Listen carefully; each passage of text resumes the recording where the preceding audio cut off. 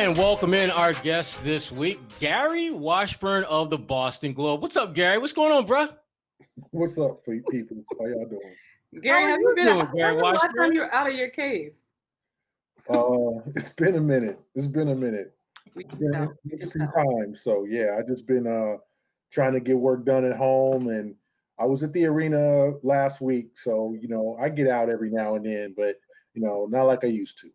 Yeah, well, I can tell by the scruff around that dirt around your cheeks, Gary. That's not really what you do. Well, no, it's been almost a year now. I've had a beard, so yeah, we ain't hung out in a minute. So yeah, this dang, 10 months. 10 months to be exact, actually. Yeah, right. Yeah.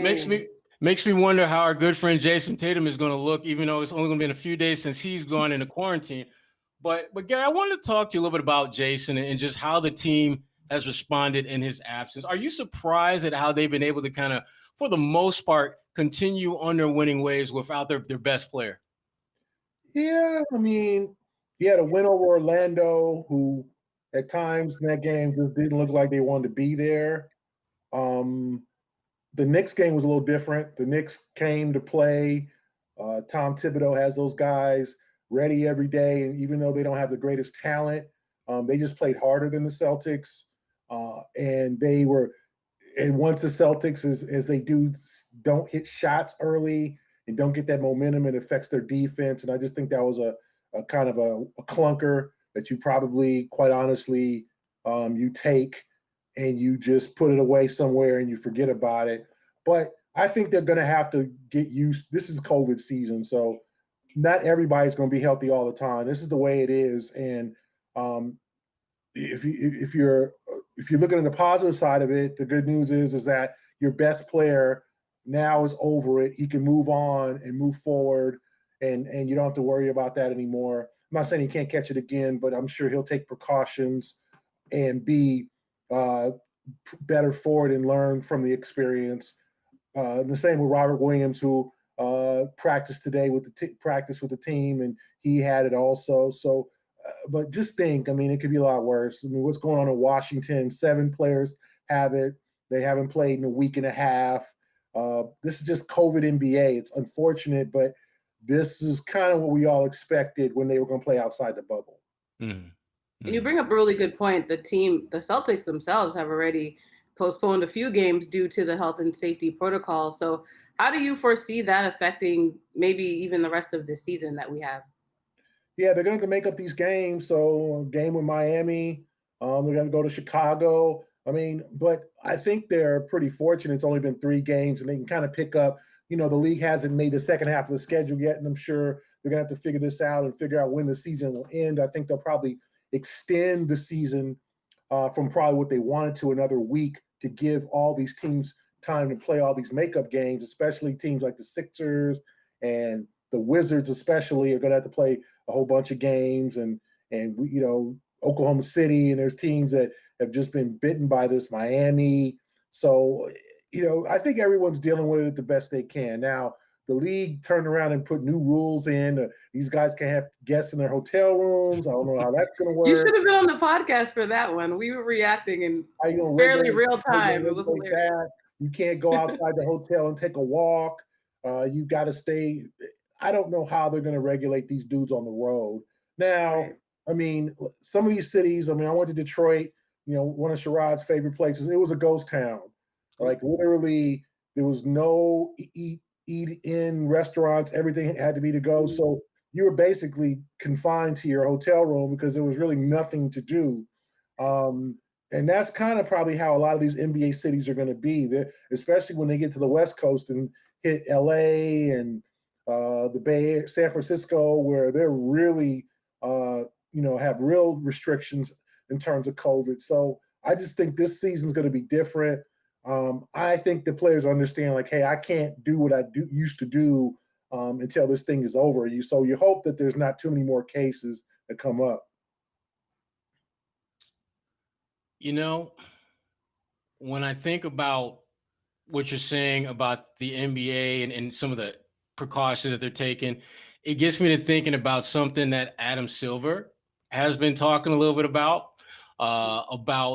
PSAs and letting the people know that it's okay to get this vaccine. And hey, why not we just use NBA players who can use their platforms and, make people feel more comfortable with getting the vaccine. Now, I like the NBA and what they're trying to do, but there's the shady side of me that's thinking this is a little shady. Yeah. There's a side of me that thinks that there's a significant benefit in the NBA going forward in this direction, because if they're talking about you getting vaccinated, what better example to set than you yourself and your league getting vaccinated? And if that's the case, that means the NBA may have fewer cases of COVID positive tests. That means you could potentially open the doors up a little sooner for maybe fans to be in attendance, and their overall numbers would look better. But they're doing this under the guise of this is in the best interest of the public. Are you buying that, Gary? Are you buying that this is another altruistic, awesome, wonderful idea that the NBA is putting out there because there's such good, honest, hard-working, just bottom of the heart philanthropic individuals and groups? Are you buying this, Gary Washburn? I partially buy it, yes. Gosh. Because one, I do think the NBA doesn't want to jump the line because it's a bad look to jump the line on the vaccine. Now, if you try to convince people that NBA are public health workers, or not public health workers, service workers, where they're providing service to the community, and that in order to provide this entertainment, they need to be all vaccinated, you can make that argument, although that would be, to me, quite an unpopular argument, considering the people that don't have it, because you want to get to the first line workers, and you want to get to the police officers, the people working in hospitals, and you want to get to the older folks, the 60 and up people, and make sure they're okay. And then you can maybe think about athletes and people who do public, presentations and things like that. But I also think, Sherrod, what we're not understanding is that there's a lot of people who are scared to take this vaccine, especially people of color, especially African Americans, especially since 60 or 70 years ago, and I was discussing this with Cedric Maxwell, the Tuskegee experiment, and that they injected young Black men with syphilis to see how they would react. And they paid them money, and there's a movie about it from the 90s. I think they went straight to HBO. So I know, Kwani, that's before your time, but check it out. It's called Miss Evers' Boys, with Alfre Woodard, who played the nurse who was injecting them. And it was an extremely sad story.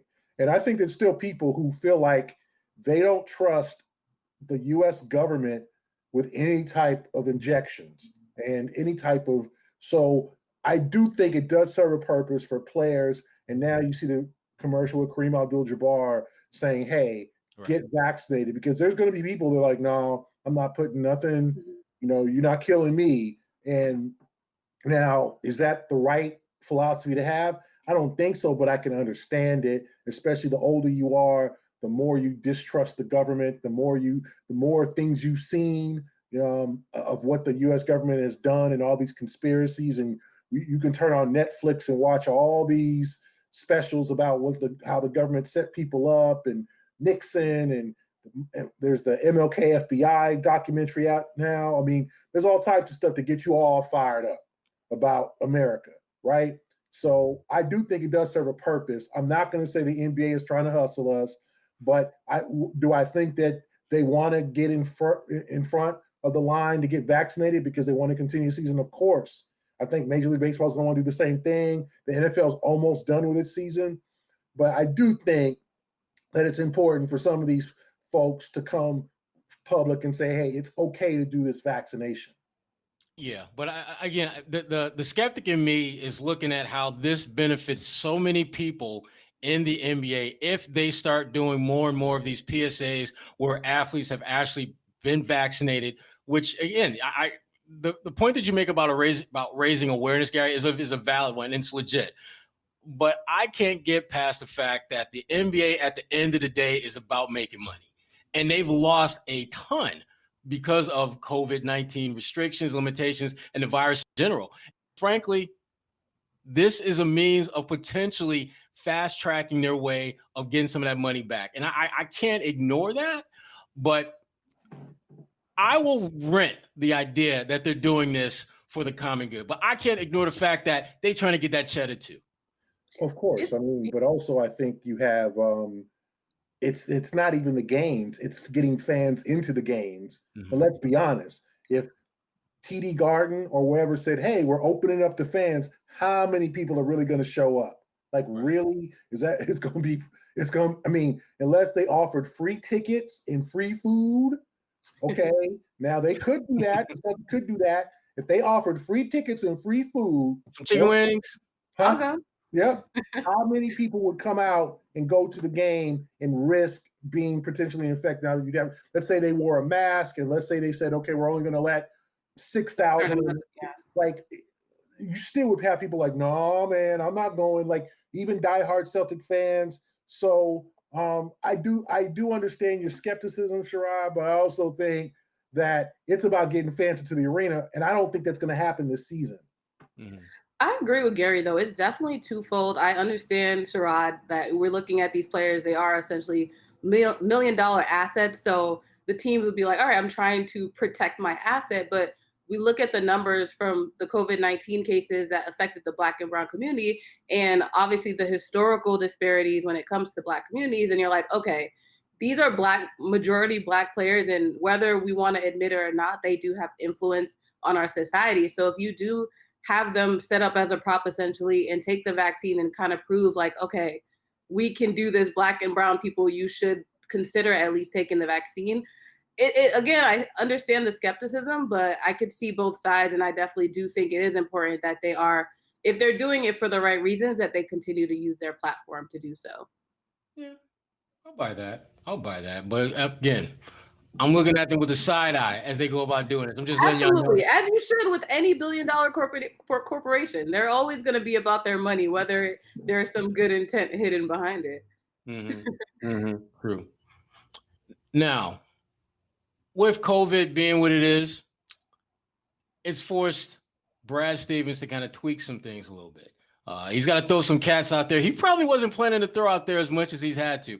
How do you think he is handled from a rotational standpoint, Gary, dealing with COVID and its impact on just what he does on a day in, day out basis? Well, they haven't been able to practice much. That's one thing.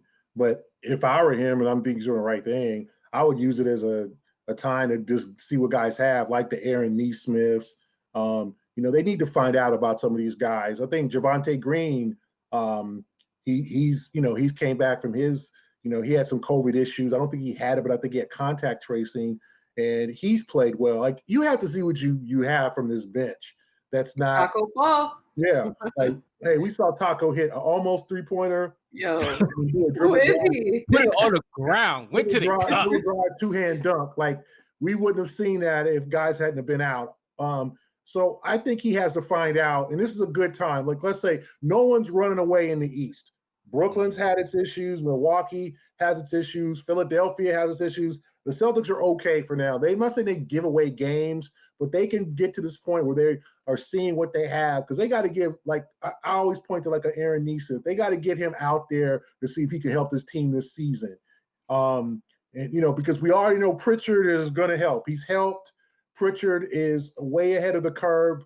No one expected him to have this much impact. You got to give him props. He's a Pac-12 guy. As I've said, I saw him for 4 years. I saw him for 4 years beat up my Cal Bears, and I knew he was a good player. I didn't think he'd be this good. I'm not going to try, oh, yeah, I saw this coming. But people drafted him. People are like, who? I've never seen him play before. He's just some white kid from Oregon. What? And this kid can play. I saw that. But Neesmith's the guy I think people thought, okay, he can really help them right away. He's a shooter. And so far, he's not shot the ball well, and he's had trouble on defense because he's getting those rookie fouls. So if I'm Brad Stevens, I use this time to see what you have. There's some important games coming up, these Philly games, but I think this is a good time, this January window, to see what you have in some of the guys and see if they can help you. Gary, the Celtics had a less than desirable outcome against the Knicks in that last game, but we did get to see Kemba Walker return for the first time this season. What was your analysis on his performance?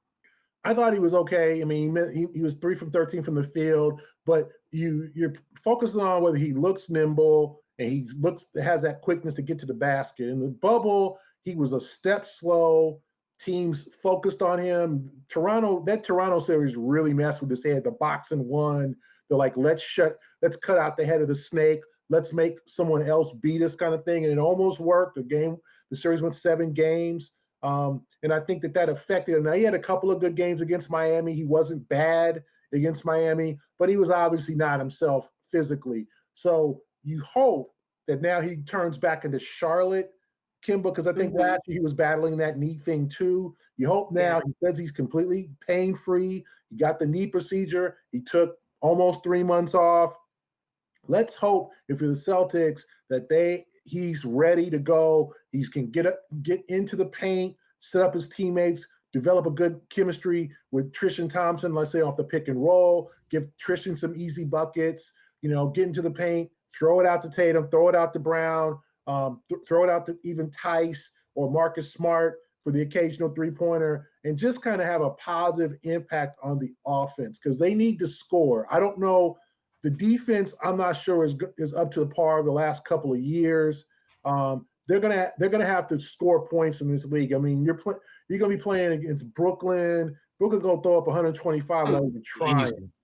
I mean, so you're gonna have to score points in this league. You're not gonna win 110, 106. So they're gonna need to score. So we were just talking about Brooklyn. Did you guys hear that there is a new player on the Brooklyn Nets? They got a new player? Yeah, James Harden finally got what he wanted, and he was traded from Houston to Brooklyn. Gary, what are your initial thoughts on this trade? Wow. I mean, okay, I try not to be the pessimist and think everybody else thinks about James Harden. You mean like me? I kind of like the guy. I honestly, I kind of like the guy. I don't like the off the court stuff sometimes, and I don't like how he asked out of Houston. I don't like I don't care who you are. I'm James Harden. I'm gonna get my club on, and I think that's hurt his career and that will damage his long-term reputation. Because if you remember in the finals in 2012 when it was the Heat and the Thunder, and people don't remember that, people think, oh, the Heat coasted in 5. The Thunder won game 1, and they basically ran Miami off the floor. And it was like, oh boy, these boys might have a chance to win this title with Durant, Westbrook, and a young James Harden. All these guys were young. They were fast. And then Miami won the next 4 games in the gentleman's sweep. During those days in Miami, Harden was going out every night. Every night. He was hitting games after losses. Harden's, you had to question his desire to win because you can go James, if you win the title, you can spend the next 2 months in South Beach. Ain't nobody gonna care. You're champion. But he was getting it in because people were taking pictures. And, it was still the cell phone era back then and the Instagram era, the early Instagram era. People were putting photos of him at these clubs. So I don't like some of the things he does off the floor in terms of his nightlife, because I do think that affects a team. And if you're a champion and you're the best player in the team, I didn't see Kobe doing none of that stuff. Now, Shaq, a little different, but I think these guys, the real winners, the LeBrons, the great ones, the MJs, they got it in, but then when they came to get it done on the floor, they got it done on the floor.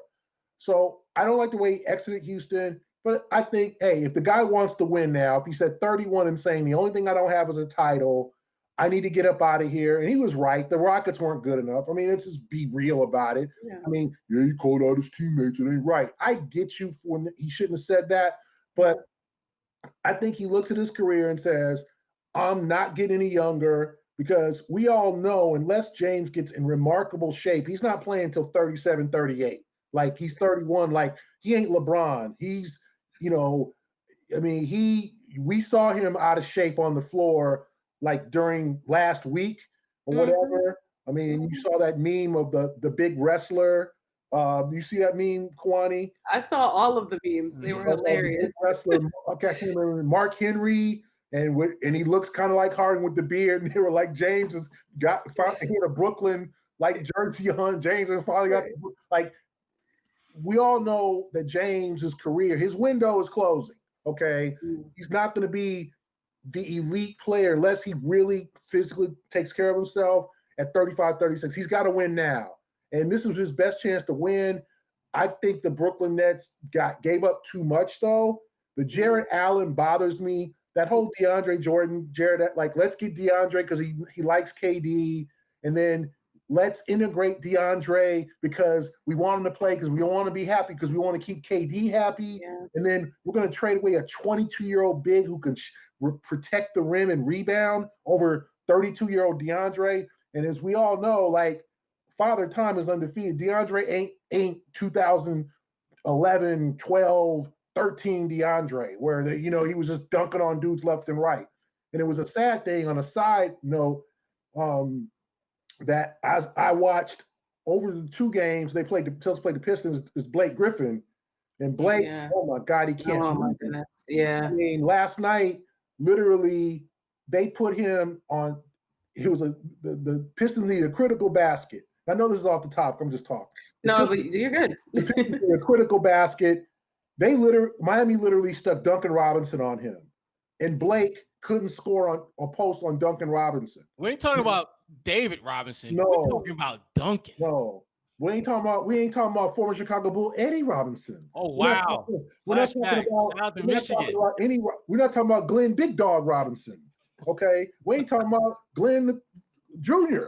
We talking about Duncan, and literally, and then the other side of the floor, he was guarding Adebayo, and he was literally just trying to steal the ball from him. Like he had no shot to stop him in the post.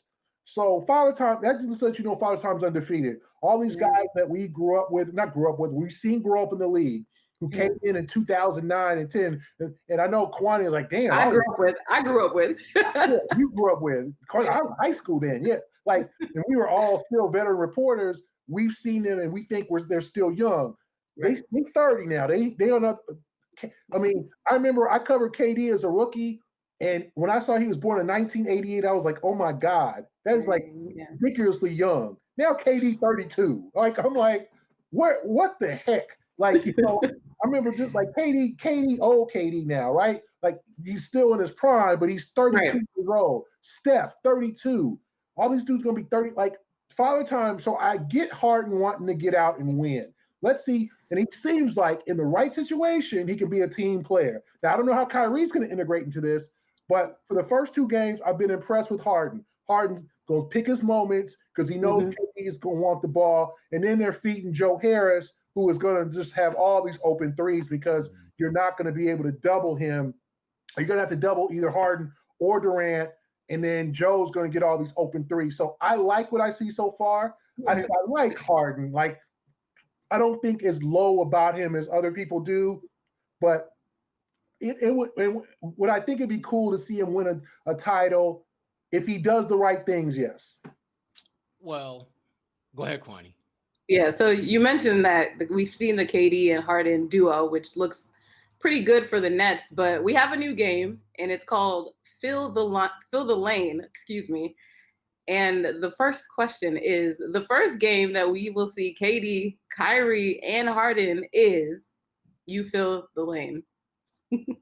I would think it's tomorrow against Cleveland, although I don't think Kyrie... Reportedly.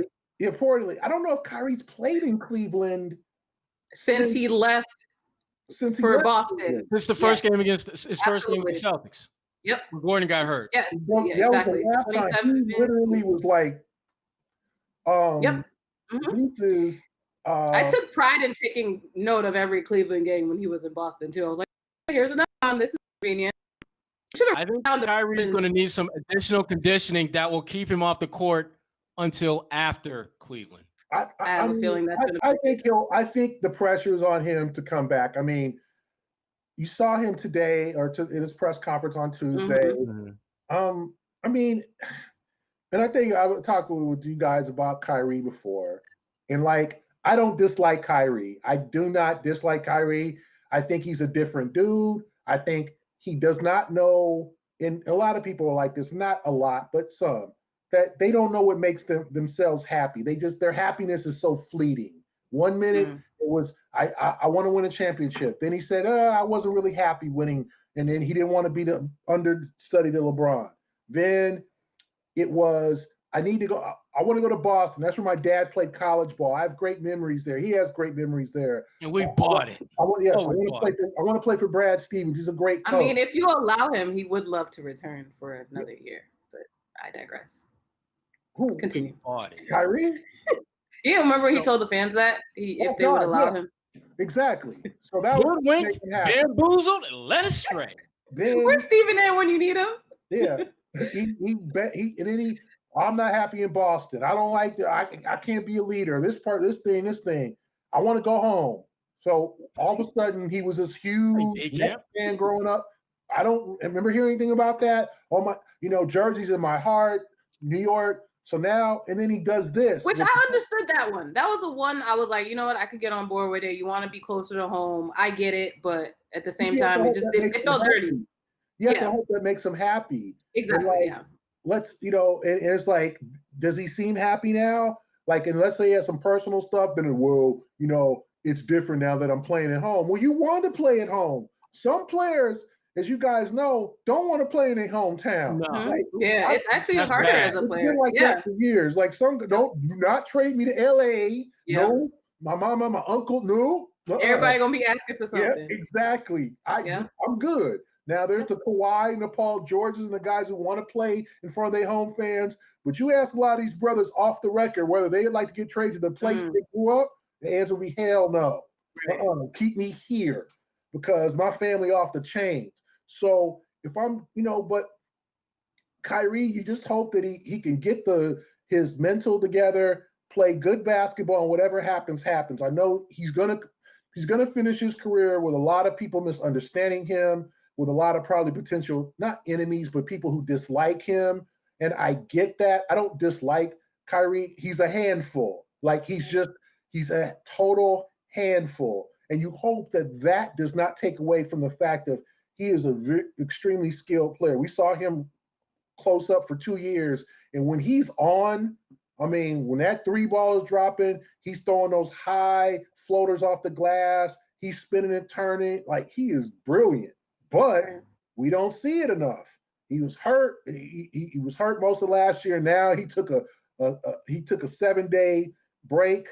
Just a 7-game break. Like, hey, like I wish I could do that. Like, let's take him. Like I'm come aboard. Yeah, I ain't coming in today.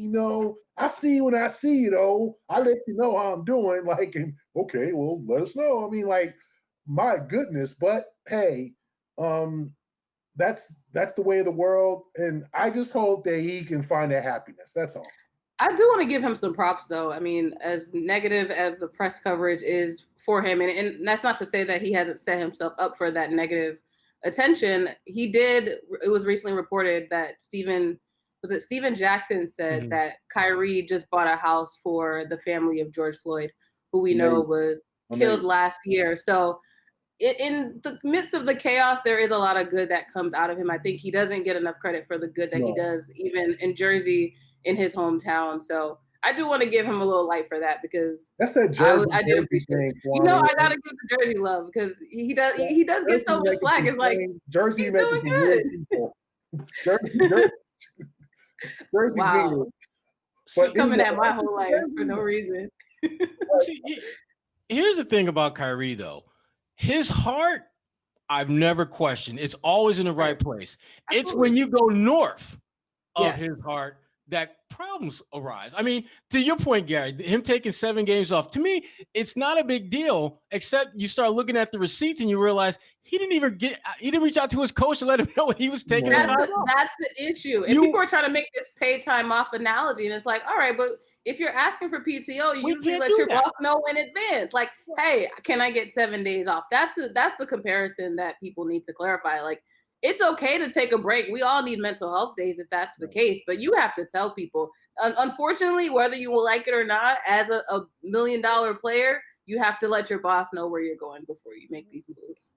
Well, I yeah. agree. I do think that we have had a lot more respect for mental health and regard for mental health than we had in previous years and generations, where there is no player of the previous generation that could have done this. Magic, Sure. Jordan, even early LeBron could not have taken 7 games off to get their chill on and get their head right. Like, which is unfortunate though when you think about it. Yeah, unless they would have had some kind of medical situation, or let's say the team, because a lot of these teams now have, psychologists to deal with, and you could, unless that was the case. And I don't know if that makes them tougher. I just think I'm glad we do take mental health a lot more serious than, when we grew up, Sherrod was, that dude ain't right. He crazy. You have to thug it out. He was just left. He crazy. Yeah.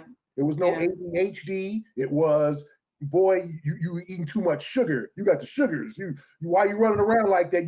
Like, calm down, go to sleep. Put a cloth on your head. I mean, it was like mental health. There was none of this ADHD, none of these bipolar. It was like, you ain't right, and you need to go see somebody for that, and then get back to me. Like, we disregarded it, and now we don't. And I think that's amazing that we don't. But you're right. Kyrie definitely has to inform the Nets, and Kyrie's not the only one out here who's affected by that too. I think that there's 449 other NBA players who are like, I didn't like that what went down in the Capitol either. I ain't, it makes you reflect too. But I still went out there and played ball, and I'm still trying to earn money and put food on the table. So for you I do think it was kind of a selfish act, because he had 15 other teammates who were literally going out there without him trying to win ball games. And so what does it say? So you're special now. If he had, I don't know particular circumstances, so I'm sure, and he's not going to explain it, so we just going to accept it. But I do think that there was somewhat selfish, because if that was the case, if we all wanted to just take a week or 2 off when things weren't right, we would, but we can't. And a lot of these players can't do that.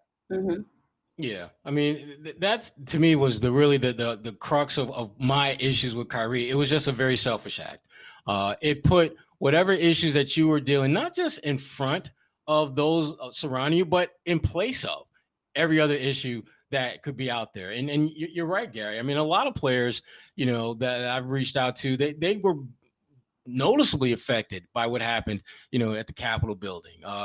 But to your point, Gary, they still went out there, did their job. And I'm not saying Kyrie is bad because he didn't do that. I'm saying he's selfish because he didn't let folks who actually have his best interests at heart, his teammates, his coaches, didn't let them know that was happening. I mean, I felt so bad for Steve Nash when he was asked, what's the latest on Kyrie?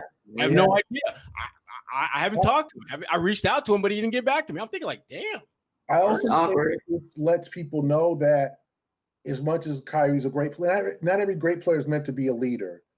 Not every great player is meant to be a leader of men on the floor. Now, maybe I'm sure Kyrie is leading off the floor in his community efforts, and he is setting the groundwork and becoming a trailblazer in that sense. So I applaud him there. But like, this was supposed to be a leader in Boston. This was supposed to be the guy who was like, no, I'm gonna show you how this is done, Jason. I'm gonna show you what to do here, Jalen. Like, this was supposed to be the guy, and the Celtics relied on him to be that guy, and he let them down in that sense. Like, he was not the leader that the calming influence, the Olympic champion, the NBA champion, the #1 overall pick, the guy who came was still young, but came with all the credentials on his resume and was supposed to lead these guys into prosperity. I think that was the most disappointing aspect of his time in Boston, was that he just let his different personalities and all that stuff he was going on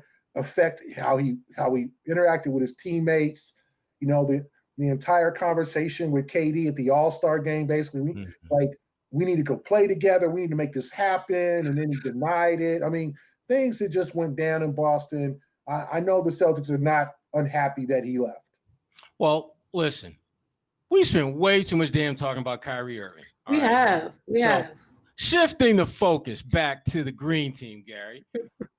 Obviously, I mean, this season has been, as we pointed out, a season like no other. at this point, Gary, what are some like 2 or 3 things that if you're like the average Celtics fan, what are some things that you should be paying attention to right now? I want to say Marcus Smart. I think Marcus. I want Marcus, if I'm a Celtic fan, to be a little bit more productive. He's not shooting the ball well. He's doing a good job distributing, but more impactful Marcus Smart. I want, if I'm a Celtic fan, this trade exception, like they got to boost the bench. They can't keep running Peyton Pritchard. And I like Peyton, nothing against him. You can't rely on him to be a veteran bench leader. There's going to be a rookie wall he hits, right? Javonte Green, like you can't rely on guys who are going to hit walls. You need a steady veteran ball player. You need another dude on that team. Like that's what I'm like. It's up to Danny Ainge. You need another dude on that team to make an impact, right? Because you look at what's going on in Brooklyn. You look at what's going on in Milwaukee. You got Drew Holiday. You look at these teams. They're ramping up. Okay.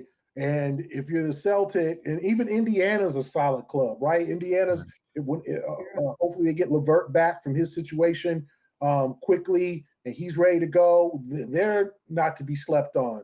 So the Celtics got to make some moves. They got to make some money moves, man. I mean, they got to upgrade their roster and use that trade exemption and give Brown and Tatum the message like, hey, we're ready. We want to win now. Because, people are writing, well, they're still young and they can win in a few, no, heck no, with 5 years. You don't know what's going to happen in 5 years. Right. 5 years, it could be LaMelo Ball's league, right? Look, 5 years, it's going to be James Wiseman's league. It's going to be, we looking at the, Anthony Edwards league. So you can't assume 5 years, that it's going to be yours because Tatum's going to be 27 in his prime. You can't assume that, right? You got to win. When you got a chance, the coals are hot, and the East is open to me. I mean, now Brooklyn might be the favorite, but there's no team that I think, oh, man, the Celtics can't beat them. They just not now. I think we'll see what happens Brooklyn on defense. If they add another piece, you could consider them the favorites, but the time is now in the next year or two for Boston. Well, I mean, when you say that, Gary, I think about one of your favorite groups from back in the day, Jagged Edge. We ain't getting no younger, so you might as well do it. Use that trade exception. Go get you somebody because you ain't getting no younger.